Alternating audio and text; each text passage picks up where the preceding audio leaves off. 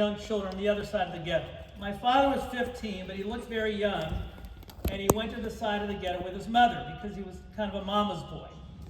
And so he has an argument with my grandmother, Mirka, and she knew what was going to happen.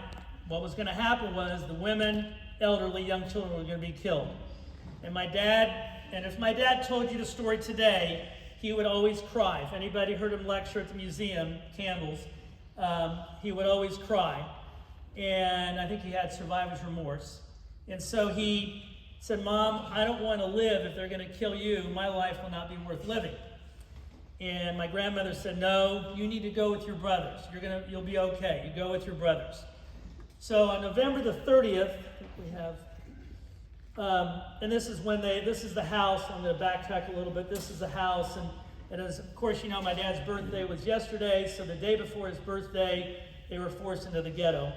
And so on November the 30th, 1941, there was a massacre. There was a forest called the Rumble of Forest, not too far from the ghetto. And the women, young children, and elderly were murdered. There's a movie that'll be coming out. We'll probably screen it in Candles. Maybe you want to screen it. It's called Rumble as Echoes. It's about the Latvian Jewry. And so my grandmother was one of those people killed November the 30th, 1941. A couple days after this, my dad somehow was able to venture outside the ghetto and went to the site of the massacre. And he found a baby doll. When I was there last summer, I put a baby doll at the side of the memorial. There's a memorial there where as you can see, where my grandmother died, and thousands of others died. And then on December the 8th, there was more of a massacre. So now my father is with two of his brothers, Leo and Shlomo. Again, they were older. And they were in the ghetto for a while, and then they get transferred to a couple different places. They're sent to this site as a work camp. And a lot of times, I know these stories from my Uncle Leo and Uncle Shlomo. My dad was much younger than the other guys in these work camps. And at times, my uncles would make sure that my dad did a share of the work, because if not, he would be killed. And I remember these stories growing up. And so they were then transferred to Kaiserwald, another camp. These names aren't really that important. And then they get transferred to a camp called Stutthof. Now, one backtrack here. Kaiserwald, which we found out, I have a friend here, she does a lot of the research for me, Beth Nairn deserves a lot of credit. The barracks they were in Kaiserwald was called Barracks of the Dead, or Living Dead. And my mom, ironically, we're not going to talk too much about my mom, but I'm happy to answer questions at the end. She also at Auschwitz termed a barracks, the Barracks of the Living Dead, which I found very ironic. So my Uncle Shlomo, en route to the new camp, Stutthof, escaped. He killed a Nazi and eventually ended up in the future Jewish homeland of Israel.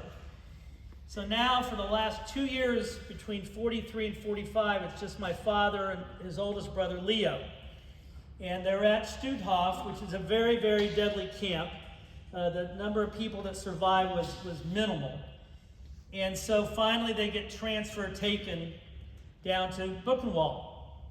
And so this is, of course, and you can see 50% of the people that were at Stutthof died. And so my father and Uncle Leo were extremely lucky to survive. And you know, my dad would tell me these stories as I grew older, and you don't really appreciate this until you're an adult. But I can remember hearing these stories from my dad and Uncle Shlomo and Uncle Leo.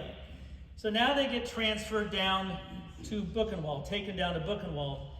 And my father and my uncle could sense that the Nazis were losing the war.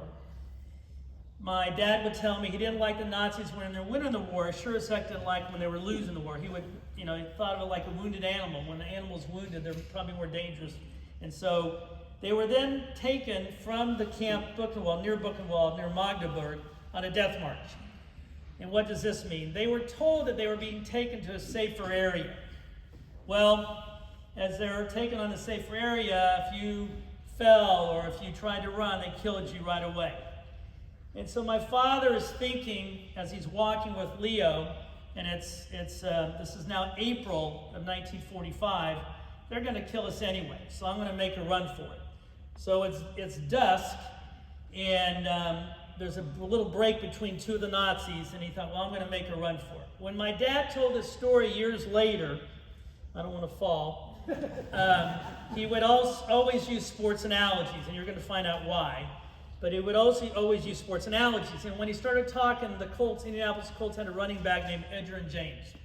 So when he talked to kids, he said he ran from the bullets like a running back was trying to dodge tacklers. So he ran, and he ran, and he ran. They shot after him. They missed. And then he hid in the ruins of a building. And now he could hear fierce fighting. The rumor was that the Americans were coming into the area to liberate. And so my father now just was hoping not to get killed by an errant bullet or an errant grenade. And so he's hiding. He's got lice all over him. His clothes are in shambles. And obviously he doesn't know where brother Leo is or brother Shlomo is. He has no idea. So then he hears a weird language. I'm going to catch up here. He hears a weird language. And he thought, well, he was great with languages. He knew it wasn't Hebrew, it wasn't Latvian, it wasn't German. And so he thought, well, maybe it's the good guys, the Americans. So he comes up with his hands up. 2 American GIs, as you can see on the slide, 2 American GIs gave him a Coca-Cola. That's why we think of Coca-Cola as my dad's champagne. He drank the Coca-Cola, and Wendell Knox, one of the 2 GIs from Oklahoma City, Oklahoma, said, how's it feel to be free? My dad knew the word free, and he said, good. He drank the Coca-Cola, and they were part of a battalion that was mainly involved in building bridges. The leader of that battalion, as you can read on the slide, was Lieutenant Colonel Andrew Neff from this place called Terre Haute, Indiana. And my father, for the next 2 days, Wendell Knox and the other GI hid my father from Lieutenant Colonel Andrew Neff. Why? Well, they were afraid that Mr. Neff would think of my father as a liability. And so, on the 3rd day, and in fact, they called my dad DP, or mascot. And on the 3rd day, Mr. Neff found out about my dad. So he kind of interrogated my father. He still had the lice on him. He still had his clothes in shambles, but he had a lot of Coca-Cola. And so Mr. Neff asked him, where are you from? And my dad was very impressive. He knew multiple languages. He knew the terrain. Mr. Neff was a Rose Poly, now Rose Holman engineer, and they were mainly involved in building bridges ahead of the fighting U.S. forces. So Mr. Neff said, well, he's not going to be a liability. He's going to be a major asset to us. So he gave my dad GI clothes. The day that my dad was liberated, the day that my dad got the Coca-Cola, was April the 15th, 1945. Ironically, my birthday years later, April 15th. I didn't know that until my co-author Graham and I did work on the book, and actually with Beth's help. And so now my dad is wearing GI clothes, and he's 19 or 20 years old, the same age as all the GIs. So he's reading English, talking in English, speaking English, and they had, some of you, I'm sure, I know some of you are in the military, so my dad was reading the newspaper Stars and Stripes. So that's where he learned how to read English. And so this is now late April, early May, 45. And then Mr. Neff, that he's being told that they're going to be in a battle. My dad apparently had a gun, but didn't know how to use it. They gave him a gun. I have a picture, Beth gave me a picture recently of him with a gun. Well, they get to an area where Mr. Neff says, look, Mickey, I can't take a chance here. We can't take a chance. I've got to put you in a refugee camp. And so I've got to put you in a refugee camp. And so my dad looks at Mr. Neff. He had been with the battalion for a couple weeks, maybe up to a month. And my dad says, I want to go where you're from, wherever this Terre Haute, Indiana place is. And so that's my dad in the Jeep. Now, if you look on the bottom left, it's hard to see. That's from a bar in Vienna. This is after the war. That's a Coca-Cola malt. Again, everything's Coca-Cola. When I was a little kid in Terre Haute, I never knew what Pepsi was. We had Coca-Cola breakfast, lunch, and dinner all the time. So my father is then put in a refugee camp. He wanted to be with the troop, but he realized he didn't know how to use a gun. And so he starts writing letters.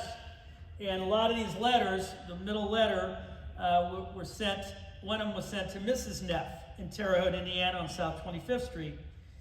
And so Mrs. Neff, now the war's over, Mr. Neff is in Great Britain, I believe, and she telegrams her husband, says, "You need to find that little boy. I have a letter here. He wants to come to Terre Haute." And now my dad's 19 or even 20. And so Mr. Neff tells the GIs, Wendell Knox, to go find my dad in the refugee camp. So now my father is with the GIs for well over a year. In fact, that picture is after the war when he was in a bar and restaurant. So he hung out with all the GIs post-war. And then Mr. Neff would get these letters from my dad. And my dad's 4 years of high school were 4 years of concentration camps and ghettos. And so Mr. Neff was now back in Terre Haute. He had his own family, but he realized my dad wanted and needed an education to advance in this world. My dad still did not know at this point where Leo and Shlomo were. And so Mr. Neff has taken all these letters that my dad's writing to the school corporation, Terre Haute, Vigo County School Corporation, and sure enough, they accepted. So May 11th, 1946, I think we have a picture. May 11th, 1946, my dad boards the boat, the SS Marine Flasher, 700 some, almost 800 Holocaust survivors from Germany. I actually found on YouTube videos of them getting on the boat. I don't know if I found my father, but you can see this is the passenger manifest, and it's hard to see, but my dad's name's there. And so they land in New York, and then he takes a train to Terre Haute. So the Neffs had a full family. They had 3 kids, but their next door neighbor owned a pharmacy, and they had no kids. So Mr. Neff allowed my dad the next door neighbor kind of said, well, we'll take him in. And he worked in this, my dad was reading and speaking English pretty well, and so he went to high school. He went to state lab school. Some of you, I know I've met some people from Terre Haute. And the initial thought was it would take him 3 years to get through high school. Well, my dad was very smart, very bright. He tested out of 2 years. He graduated in 1 year. Well, in Terre Haute in 1946-47, as well as Evansville, there's not a lot of soccer being played here in Vandenberg County or in Vigo County. In Terre Haute, everybody's talking about this game called basketball. And my father, on a really, really good day, was 5'2". Some of you know that. And so my father finishes high school and enrolls in Indiana State Teachers College, which is now Indiana State University. And he sees his first set of subjects, and it's a gym class. And the rumor was that the gym class was being taught by the basketball coach. Some of you may know that basketball coach, Coach John Wooden. And so my dad was thrilled. He was going to learn how to play basketball because he wanted to fit in, he wanted to meet people, and he didn't understand basketball at all. Well, my father, because he lived at this house next door, they owned a pharmacy, he realized he wanted to be a pharmacist. So he told the teacher, Coach Wooden, he needed to get an A. So every day he would study. I don't know about you, but when I was in high school or at Belt University, I never studied for my gym class. Well, my dad did. And so halfway through the semester, Coach Wooden takes my dad aside, and my dad thought he was in trouble. And Coach Wooden said, "Mickey, you're doing such a good job here. You're a big influence, a positive influence on these younger kids, because they're all fresh. My dad was 20, 21.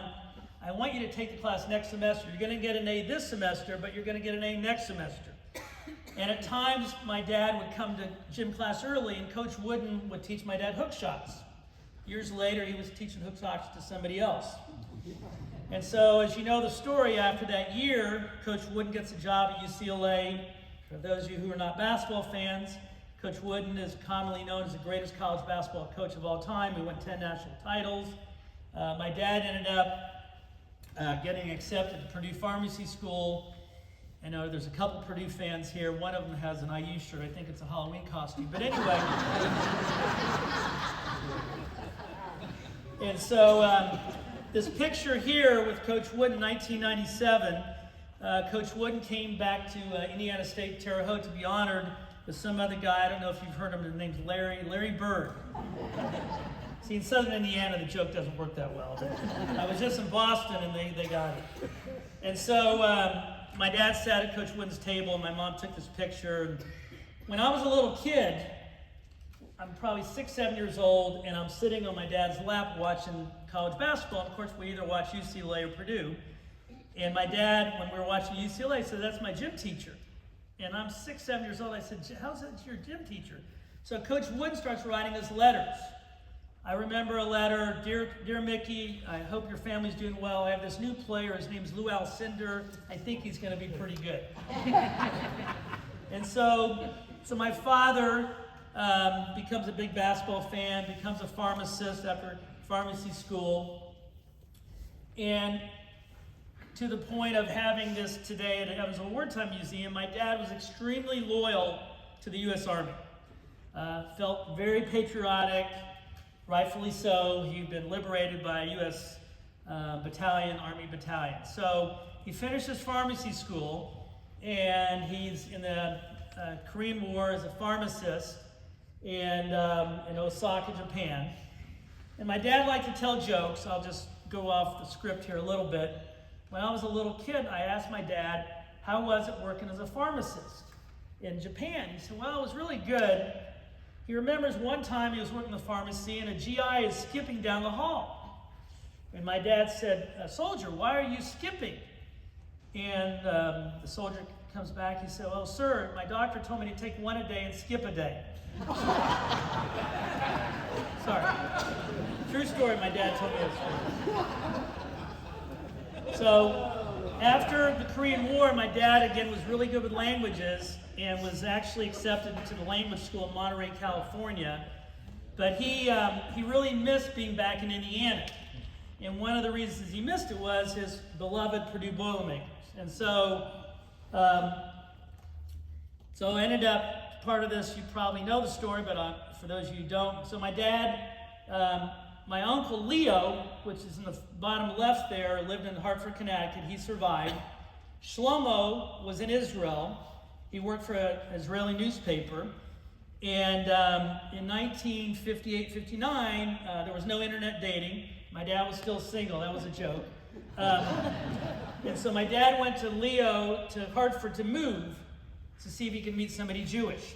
Well, that didn't work out so well, and he still loved his Purdue Boilermakers, so he moved back to Terre Haute. Well, the next project was he was going to go to Israel and see Shlomo. Well, my mom, some of you may know, was a Mengele twin. My mom and my aunt ended up in Israel after the war. My aunt had just got married in 1959, and so my uncle Shlomo worked for the Israeli newspaper, puts a personal ad in the newspaper. My mom would never tell the story. So with her approval, and she would tell people they met through mutual friends. And so the ad appears, and my mom sees the ad and says, oh, he's a Holocaust survivor. He'll understand that I come from a small family. And so they went on 3 dates. My dad spoke no Hebrew. My mom spoke no English. On the 3rd date, my dad asked my mom a question. She said yes. He puts a ring on her finger. So this is my cousin Leo's son Robert in the middle. This is bar mitzvah. This is the first time the 3 brothers were together. Shlomo's holding me in the top left. My mom, my sister, my dad, Leo, Robert, Robert's wife, and then I think the gentleman to the far right is Ruth, my aunt's brother. And so my dad worked for years as a pharmacist. In fact, and I forget his name, but there was his roommate from Purdue Pharmacy School worked on Weinbach Pharmacy, and I forget his name, Chuck, but somebody will know. Terry Albee might know. Anyway, that was my dad's roommate. So my dad worked as a pharmacist for years and years and years. This is the wedding initially in Israel. funny story. The bottom left, the guy with the bow tie, that's my cousin, so that's Shlomo's son. In Israel, he's like the Anderson Cooper or the Wolf Blitzer. He's on TV and radio, and very famous, but that's the original wedding. And so, my mom and dad are married in Israel and then in Terre Haute. I'm born, and then I have a younger sister. A little bit about my life in Terre Haute. First of all, we spoke Hebrew around the house. It's hard to believe, but in Terre Haute, my first language was not English, it was Hebrew. In fact, I have a childhood friend that owns a business in Terre Haute. We played in the sandbox. He's not Jewish, he still, I think, knows 4 Hebrew words. And so, growing up for me in Terre Haute was, I felt like a chameleon, because every couple of years we'd go to Israel. I could speak Hebrew. My mom's twin lived in Israel. My dad's brother lived in Israel. So we had a lot of family there, and typically family dinners, we would talk about the camps. I grew up thinking that being a child of Holocaust survivors was kind of normal. I didn't think it was all that odd. And one of the stories I tell, when my sister was 5 and I'm 7, our next door neighbor was a college professor. At the time, I think she was getting her PhD, and they had a daughter my sister's age. And my sister, when my mom did the dishes, my sister and I would see my mom's number on her left arm. Wasn't a big deal. And by the way, just so you know, my dad did not have a number. Only at Auschwitz did you have numbers. So just so you know, my dad was not at Auschwitz. He was at several other camps, but he did not have a number. And so we would always see my mom's number. And so my sister's playing next door at the baker's house. And they had dinner, and Mrs. Baker is doing the dishes. And my sister's on the left side of Mrs. Baker, and she says very innocently, she's 5 years old, and she says, "Mrs. Baker, where's your number? I thought all mommies have numbers." This is 1968, 69. And Mrs. Baker, very smart, said, "Rena, you should go ask your mom that question." So my sister runs next door. The houses are close together, and my sister says, Mommy, I'm at Jill's house, and I thought all mommies have numbers, but Mrs. Baker, she doesn't have a number. I think most mothers to a 5-year-old would say, well, you're too young. Well, not my mom. And she said, well, Rena, remember your father and I told you and your brother that bad people did bad things to us, and one of those bad things was they put a number on my arm. Oh, and Mrs. Baker, she didn't have those bad things. Right. So we understood at very age-appropriate levels what happened. Now, truth be told, my dad would try to make jokes a lot, and he would usually not talk about his experiences until years later, which we'll talk about. My mom was typically the one that would tell us a lot of stories. My dad would say, oh, I played ping pong against the Nazis, and I knew that wasn't the case. But there was a reason why, and we'll get to that, why he didn't want to talk about his experiences.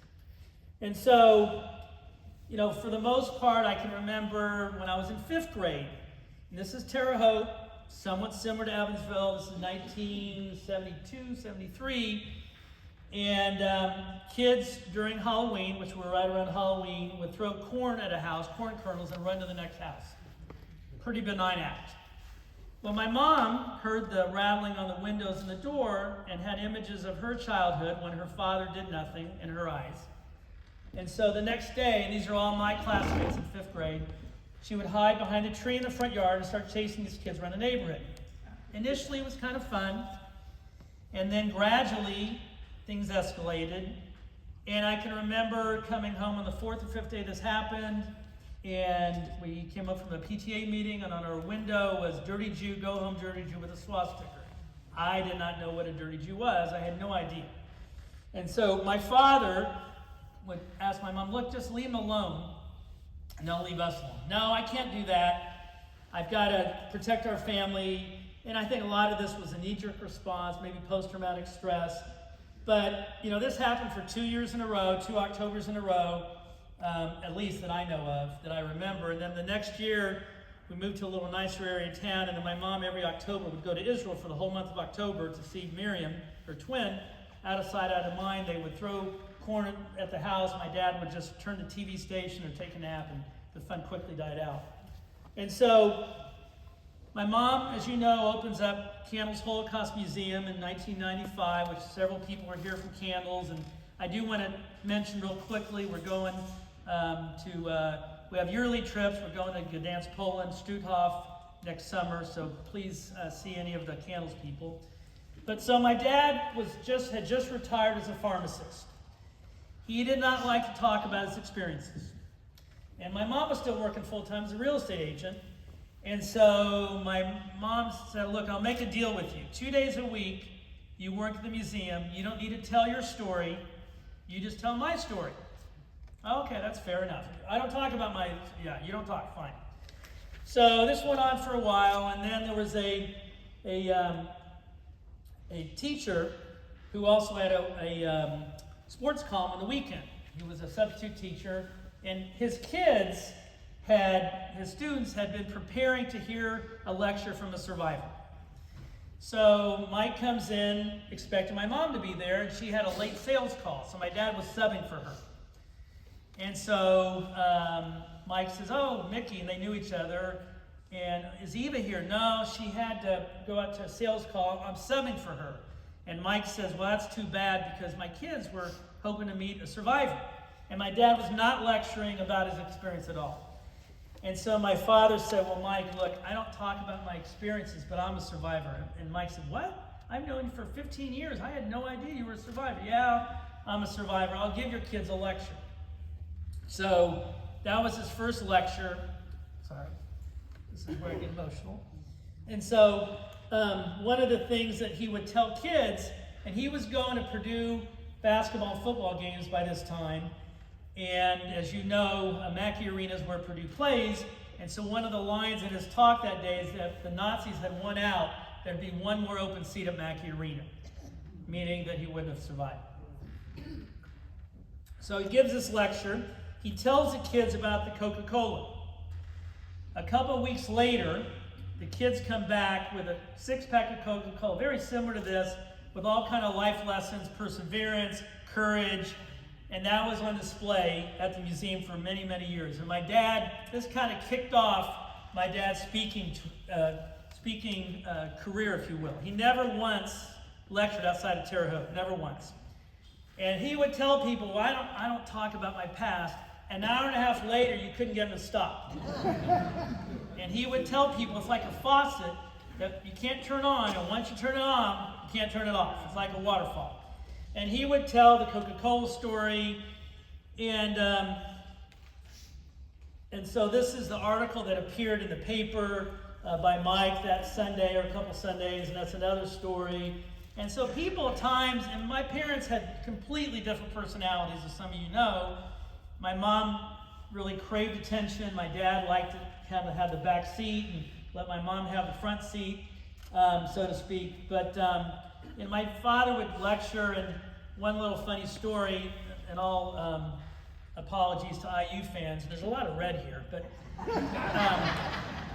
so in 2010 or 11, when my dad lectured, he would not wear a suit and tie.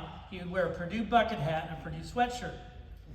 So a lady comes in one day with a couple ladies from the West Lafayette area and says, oh, you're a Purdue grad. My dad said, oh, yeah, very proud, 1952 pharmacy grad. And the lady says, oh, my son, he works at Purdue. And my dad says, professor. She doesn't answer. So my dad gave the tour, and he would always end his tour by playing the piano, which we might be able to see here later. And he would play music from Schindler's List or God Bless America. And if he got the crowd crying, that was his litmus test, and he had done a good job. So these ladies from Lafayette said, we'll be back in a couple weeks. He doesn't get their name. A couple weeks later, one of the ladies comes with a big box. And my dad, oh, yeah, you're the one, your son works at Purdue. And my dad said, professor? And she says, no, he works at athletic department. And my dad says, ticket manager? She goes, open the box. Opens the box. It's a basketball from Coach Matt Painter to Mickey Kor. It was Matt Painter's mom. And so for years, after that, Mrs. Painter's seats were in the same section as my dad at Mackey Arena, and for years she would, before the game, give my dad a hug. So my dad loved to play the piano. I don't know if we can try to play this, but we can try maybe. Let's see here. You know, we'll come back to this. But he loved to play the piano, and like it says, he would play Autumn Leaves or something from Schindler's List. And, you know, this is his kind of way of doing things a little bit different than my mom. Oops. Oh. You are a high-ranking official. It'll be a second. Andromedan Court. Oh, Jesus Christ. Yeah, no worries. On October 31st, the truth. We have 4 days to save planet Earth. Well,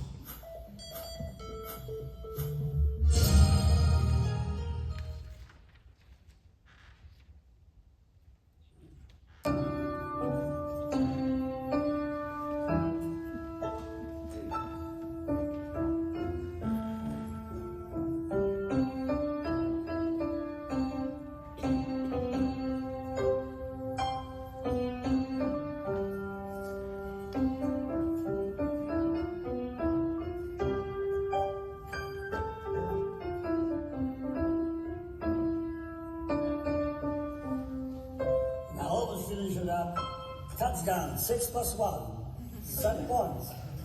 Give me all the American way.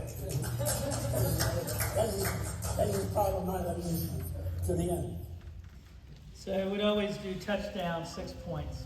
Ashton was a high-level athlete. She wasn't. Thanks. So for years and years and years, I went to Purdue football and basketball games. The picture on the far right, if some of you Purdue fans may remember the Tyler Trent game, we were at that game, and that's when we beat Ohio State. Purdue beat Ohio State, and the game to the top left is the last game he attended, and so we had a lot of fun. That's my co-author, Graham Honecker. And so, let's see here.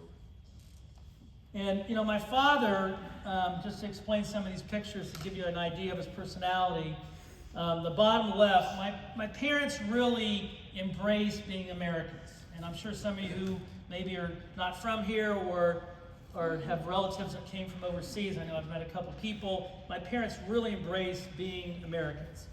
And so 1968, bottom left picture, that's Robert F. Kennedy. And my dad and my mom were involved in the Kennedy campaign. This was in April of 68, and May of 68, right before the primary. And I was 6, 7 years old. And the next morning, there was a League of Women Voters breakfast, and my mom was involved in charge. There was no security around. I went up to Senator Kennedy and I said, "Hi," I'm 6 years old. I said, "Mr. Kennedy, I really want to vote for you." He goes, "Really? How old are you?" I said, "I'm 6. I said, "Can I have your autographs?" I still have the autograph, but I can remember vividly, which some of you I'm sure can, late night, in June, my mom's crying, and it was when he was assassinated. The picture in the middle, that's Leslie Stahl. She did a 60-minute special with my mom, and then a couple years ago, there was a hologram with my mom, created Dimensions of Testimony, which we have at Candles. 60 Minutes did an update, and it was ironic that they had Leslie Stahl asking my mom, the real person in 1993, a question, and then the hologram answered the question. And if you do want to see the Dimensions of Testimony, the hologram, it's pretty unique. That's me in the top right, watching UCLA. We were a tennis family. The picture at the top left was at the downtown Indianapolis, where the governor had just my mom helped in getting Holocaust education mandated in the state of Indiana. And so my father, a couple last things here, and then hopefully you'll ask me some questions, and then we can do the book signing, and happy to answer anything. So my father, from the time that he was a little kid, loved newspapers. His father loved writing letters to the editor. All the boys were very much aware of current events. And so this was a typical letter that my dad would write to the Terre Haute Tribune-Star, the Indianapolis Star. And somehow, no matter what, he would somehow combine, usually years later, he'd put Holocaust survivor, but it was always praising Purdue. Sorry, IU fans, but praising Purdue. And somehow it would usually mention Frank Sinatra. Somehow this was almost every template for every letter that he wrote. And so this is an interesting thing. So my father, and let me go back. So when my dad was on the boat from Germany to New York, Shlomo and Leo found out he had lived. So they knew their younger brother was alive. And so my father, let me switch states. 2022. I'm in Israel playing in the Jewish Olympics, the Maccabi Games, playing tennis. And I get a text message from some guy that is a journalist. And he said, "Are you the son of Mickey Kor?" My dad had passed away the previous October. And I said, "Yeah, how can I help you?" And he said, "Well, I'm working on an article for a newspaper called The Forward, the Jewish Forward, and we're doing an article on Holocaust survivors that wrote a Jewish newspaper in New York seeking asylum." I go, "Well, I'm not sure how I can help." He goes, "Well, your dad has a letter." I said, "Sorry." I said, "I don't think so." He goes, No, your dad's letter's the best." I go, "I think you're mistaken. What's your name?" He said, "Well, my name's Andrew." I said, "Where do you live?" He said, "I'm in New York." And I said, "No, I think you're wrong." I had no idea what he was talking about. So the following day, I get the letter. And sure enough, in September of 45, from a refugee camp, or maybe he was with he had to be a refugee camp. And so he writes a letter to this newspaper saying, "I'm a young boy." He thought all his family had died. He thought he was the only one that survived. And so that letter never needed to be used because Mr. Neff was on the back end of Terre Haute helping my dad find a home in Terre Haute. And so in the 2024, September of 2023, Andrew wrote this incredible article. There's like 10 different stories. And then we just found out there's going to be an exhibit in New York City. It'll be a traveling exhibit about the 10 different stories. My dad's story is going to be included. We've got a Coca-Cola bottle from 1945. I'm trying to get other memorabilia. But that story just typified my dad's will to be an American. In the letter, it says something that I don't want to be a burden on anybody. I want to be an American, which is pretty special. So anyway, this exhibit opens in New York in September of 2026. Candles will have a group going, so hopefully you can join us. And so let me tell you one other story, and then I'll open up for questions. You've been a really patient audience, and I appreciate that. I'll tell you two stories. One some of the IU fans will appreciate. So toward the end of my dad's life, COVID happens. My mom had passed away. And my father is in a nursing home in Terre Haute, Harrison's Crossing on the north side. And so I'm living in Carmel, and my sister was a big help. She basically kept my dad alive. And then COVID happens, and then, so every Sunday, if you remember, people would talk. I had my dad with a tablet. I would talk to him, and then he got a UTI, and they pretty much had given up on it. They said, "Well, he can't eat. And you really need to give him a feeding tube." And if anybody here has had that experience, I was told against giving him a feeding tube. And so about 2 nights later, I had agreed to do the feeding tube. 2 nights later on a Tuesday night, he hadn't eaten for 2 days. I get a phone call from the nursing home, and they said, "Your dad fell." And I said, "Look," and I'm in Carmel. I said, "Look, I want him in the hospital. I'll meet him in the ER."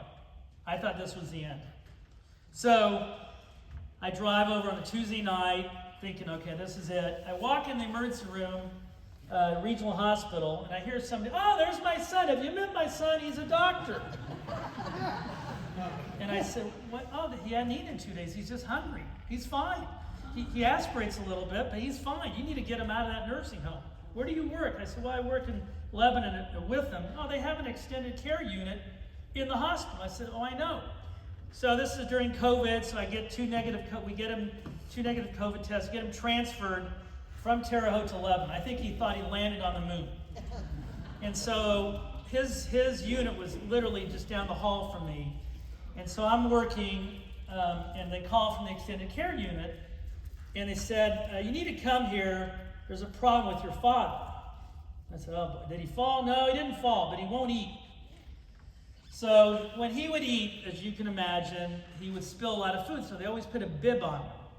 I walk into the extended care unit. He has a cream and crimson bib. He's looking at me going... So I pull the bib off, and he goes, finally, somebody understands I'm a Purdue fan and not an IU fan. And one last story here, and in no way when I tell this story, in no way do I want to minimize, my mom lost 119 family members, my dad lost over 80 family members. In no way do I want to minimize what I just told you. But this was at Candles Holocaust Museum. Again, my dad always wearing a Purdue hat. And my parents would lecture to kids as young as 10 years old. And a little 10-year-old boy raises his hand. He says, Mr. Kor, I don't have a question, I have a comment. And my dad said, sure. And he says, boy, Mr. Kor, you have the worst luck in the world. You were a Jew in Germany during World War II, and you're a Purdue fan in the state of Indiana. Thank you very, very much.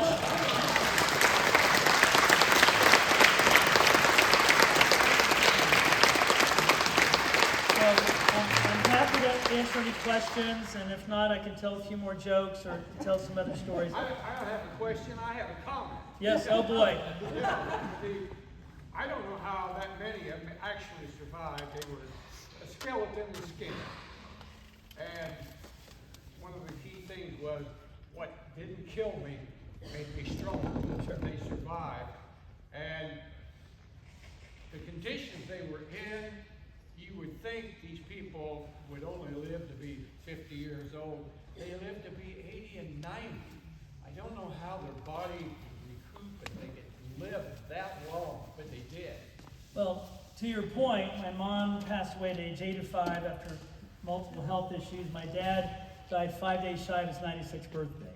So it was 4 years ago. And so yeah, there's no doubt. I mean, a lot of survivors just had this incredible strength and ability to overcome so much adversity in their life. And I mean, if you think about it, at least for my parents, and one thing I want to mention, I know there's one other person here, I think it's so important for these stories to be told. Every story is incredibly important. My stories are not any better than anybody else.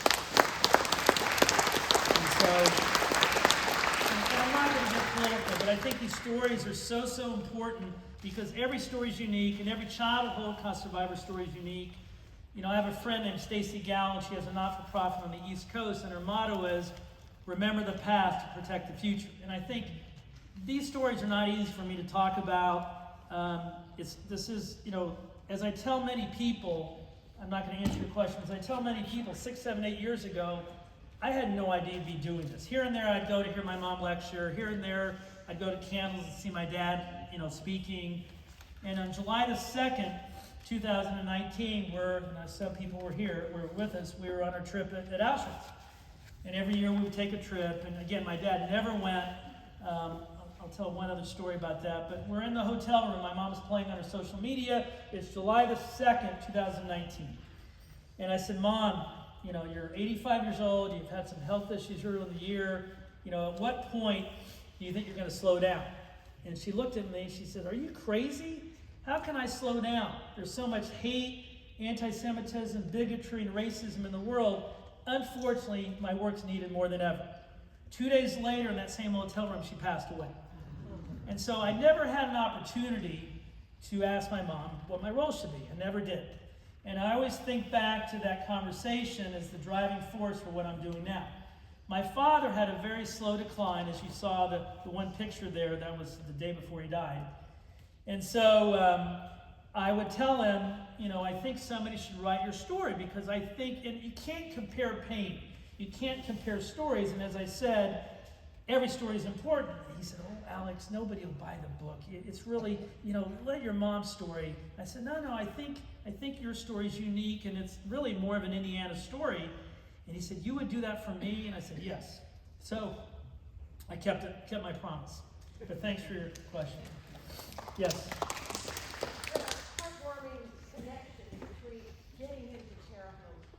I mean, that's one man, two men, you know, connected, however, and complicated with the letters and the neighbor. Did your dad connect with other people with similar stories? Did he connect with other people? Repeat the whole question, Alex. Yeah.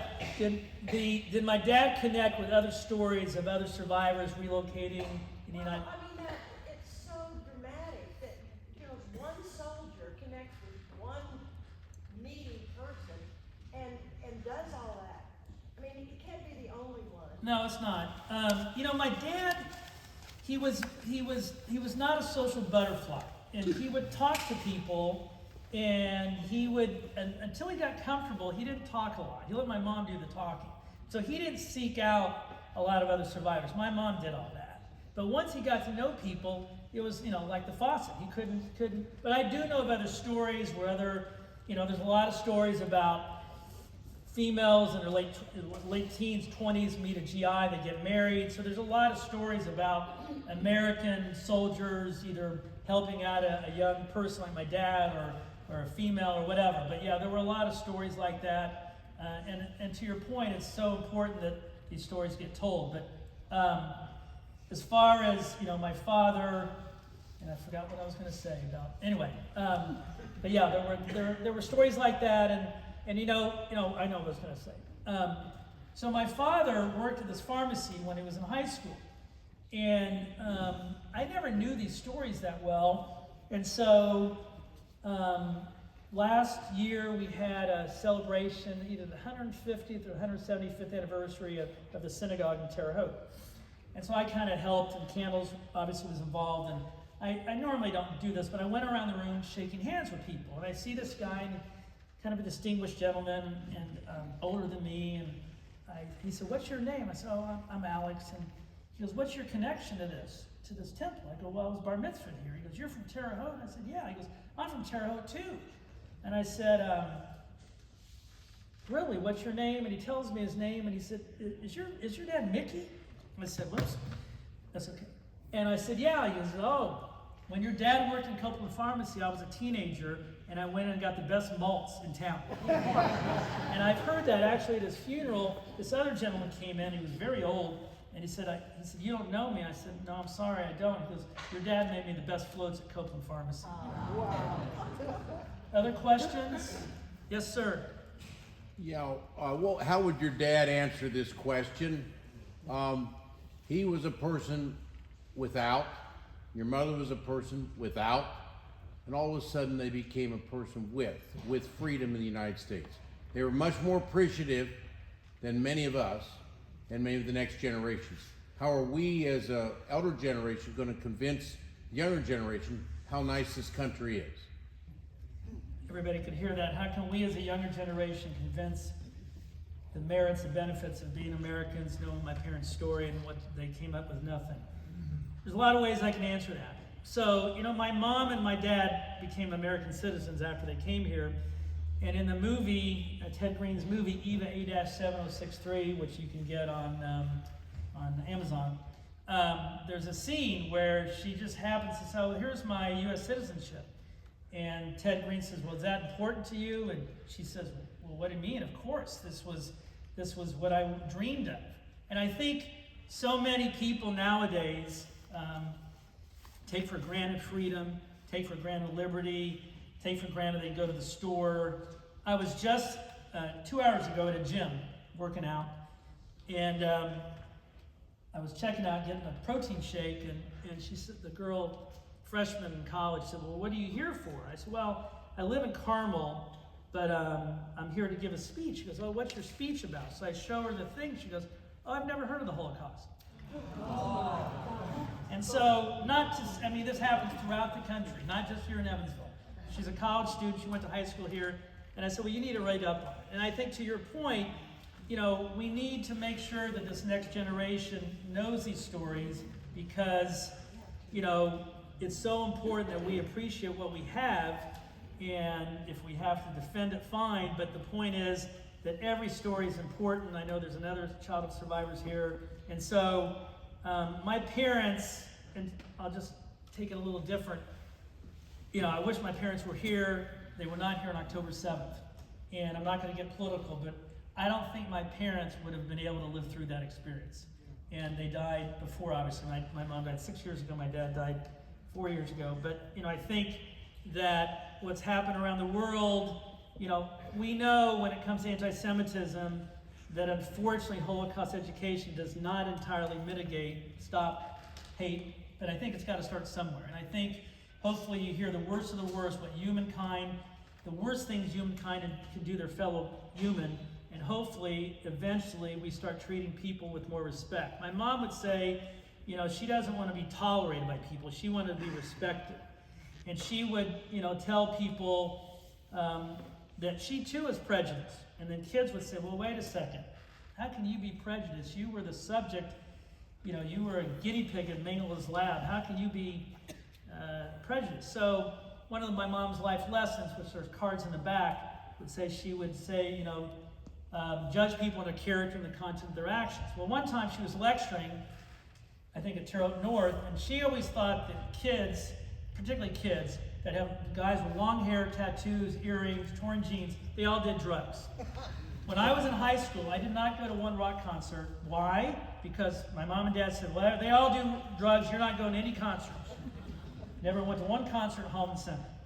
And so my mom's walking to a speech, and these three boys in front of her, high school kids, have long hair, tattoos, torn jeans, and earrings, and their pants are cleaning the floors, my mom would say.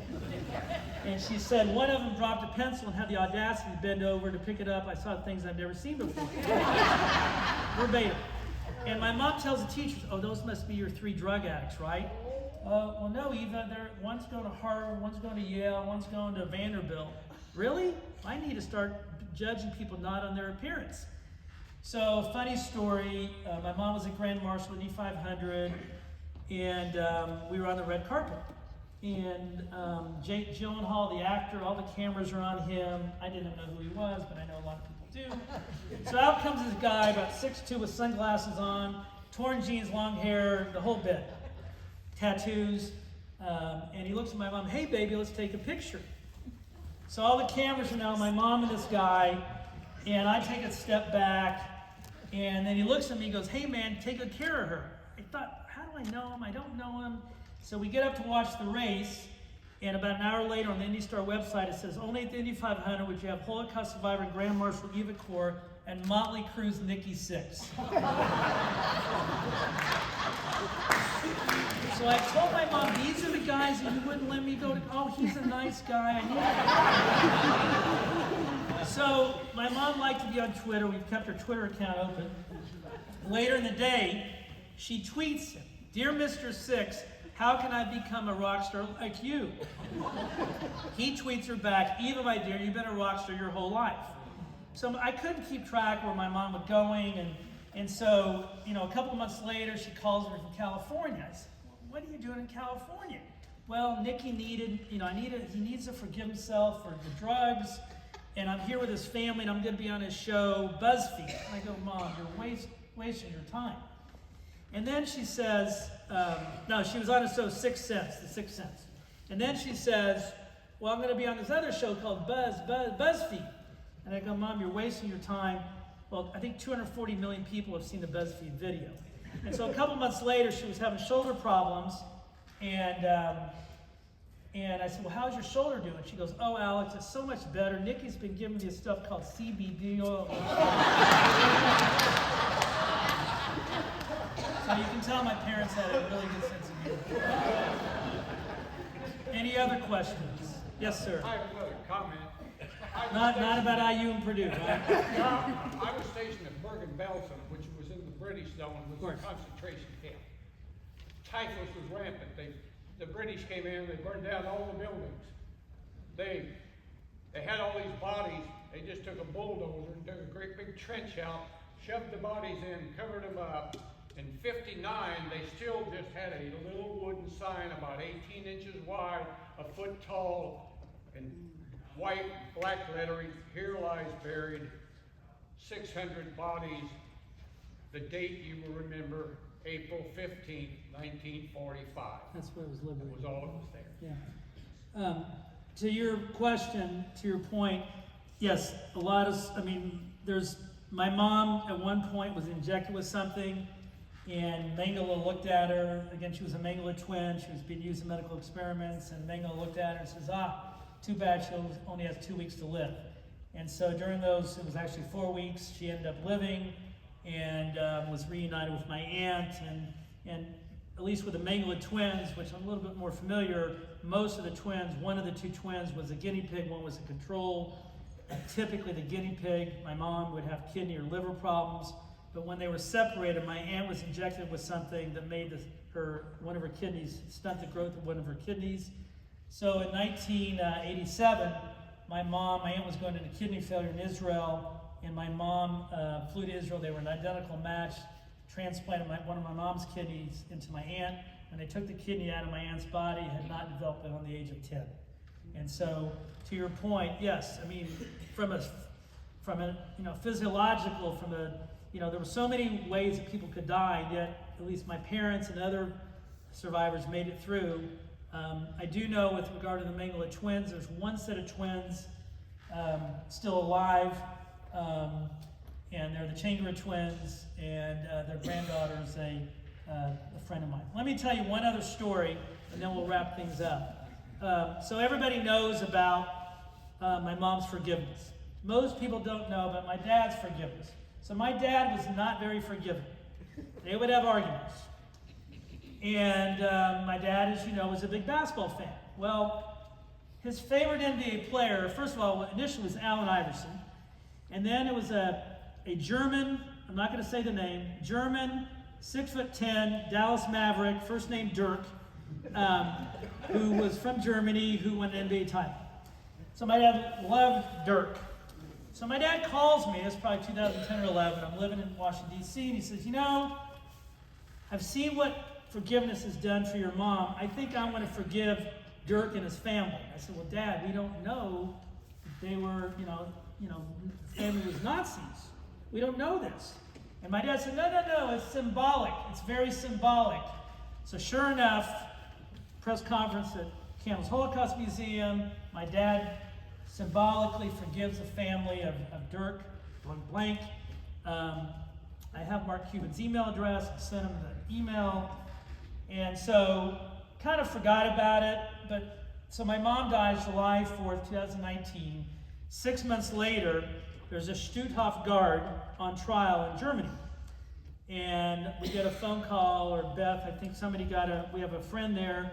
He said, they're looking for people that were at Stutthof during this time, and your father was there. My dad was in a nursing home, and doing pretty well. Some good days, mostly good days. And so they said, well, would he issue a statement? He doesn't have to remember him, but they want people that were there when his name is Bruno Day, D-E-Y. And so tell my dad the story. He says, I'll think about it. And so a couple days later, I thought for sure he was going to say that Bruno Day should be killed, put in prison, hanged, whatever. I had no idea. So my dad says, I've been thinking about this a lot. In your mom's memory, I want to forgive him. And he went on to talk about forgiveness. Sorry. And very special for me. One last thing. I will be signing books. I'm happy to answer any other questions. My co-author would be mad at me if I didn't tell you the book's being made into a motion picture. It'll be a couple years away. Candles is involved, and Graham, my co-author, would say we're not sure who's going to play Alex Kor. It could be Tom Hanks, or it could be... Anyway, thank you so much. This is an incredible experience. Thank you.